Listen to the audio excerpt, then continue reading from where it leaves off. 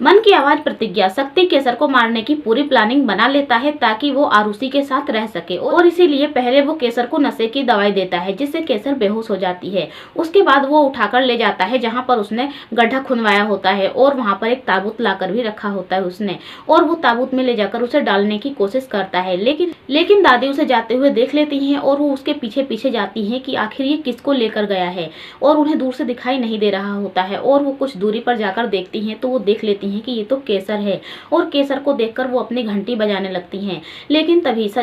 लेकिन तभी शक्ति सिंह उन्हें देख लेता है और वो काफ़ी ज़्यादा घबरा जाता है कि ये घर में जाकर सबको बता देगी। इसीलिए वो केसर को पहले ताबूत में रखता है और वो दादी जी को घसीटने लगता है और उन्हें भी मारने की कोशिश करने लगता है। लेकिन दादी जी उसे धक्का दे देती हैं और उसके आँख में मिट्टी डाल देती हैं और वहाँ से भागने की कोशिश करती हैं, और भागते हुए वो हवेली में आ जाती हैं। वही हवेली में चारों तरफ वो भागने की कोशिश करती हैं, लेकिन शक्ति सिंह उन्हें पकड़ लेता है और घसीटते हुए बाहर लेकर जाने लगता है। तभी दादी जी दीवार से लड़ती हैं तो सज्जन सिंह और ठकुराइन जाग जाते हैं और वो बाहर आकर देखते हैं तो यहाँ पर कोई नहीं दिखाई दे रहा होता है।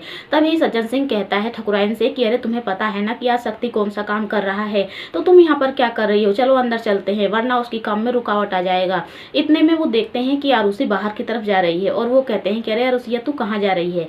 आरुषि कहती है कि ये दरवाजा खुला हुआ था तो मैंने सोचा कि मैं बंद कर दूँ, इस टाइम तक दरवाजा क्यों खुला है। तो लोग कहते हैं कि तू इतनी चिंता कब से करने लगी हमारे घर की, चल तू अंदर जा। और आरुषि अंदर जाए इससे पहले ही शक्ति वहां पर आ जाता है। अब शक्ति को देखकर आरुषि सोचने लगती है, लेकिन इतने में ही सज्जन सिंह बहाना बनाते हुए कहता है कि अरे तू इस टाइम कहाँ से आ रहा है। तो शक्ति सिंह कहता है कि मैं नाच देख कर आ रहा हूँ। तो सज्जन सिंह कहता है कि अच्छा चल अपने कमरे में जा। और अब शक्ति आरुषि से कहता है कि तू यहाँ पर क्या कर रही है। तो आरुषि अपने कमरे में चली जाती है। वही शक्ति सज्जन को बताने की कोशिश करता है कि अम्मा जी को सब कुछ पता चल गया है, दादी जी को, लेकिन सज्जन सिंह को समझ में नहीं आता है। वहीं अब शक्ति सिंह बाहर ही बांध कर आया होता है दादी जी को और वहाँ पर शराब लेकर जाता है और बैठकर पीने लगता है और कहता है कि ये जो केसर थी ना बहुत ज़्यादा अच्छी थी और मेरे को भगवान के जैसे मेरी पूजा करती थी और बहुत मान सम्मान देती थी, लेकिन मैं क्या करूँ, मैं उसे पसंद करता ही नहीं था। मुझे अरुषिया पसंद आ गई है और मुझे अरुषिया का प्यार चाहिए।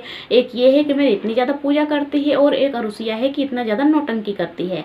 तो अब देखना होगा कि आखिर दादी जी केसर की जान बचा पाती हैं या खुद भी उसके साथ खत्म हो जाती हैं। तो फ्रेंड्स और भी एपिसोड के लिए चैनल को सब्सक्राइब करें, वीडियो को भी लाइक करें।